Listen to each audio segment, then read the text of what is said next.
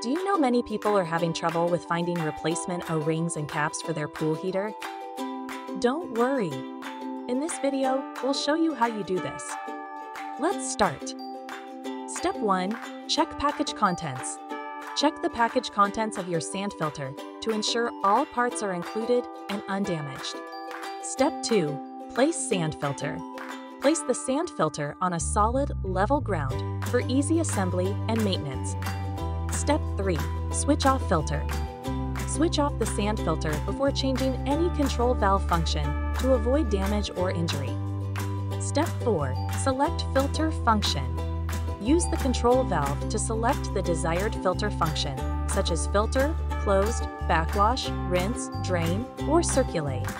Step 5. Rotate control valve. Press down on the control valve handle and rotate it to choose the appropriate function.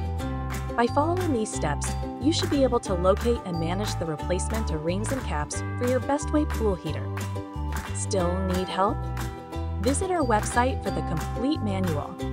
There you will also find questions and answers from other Bestway users. Did you find this video helpful? By subscribing, you help us continue to answer users' questions. So, subscribe to our channel.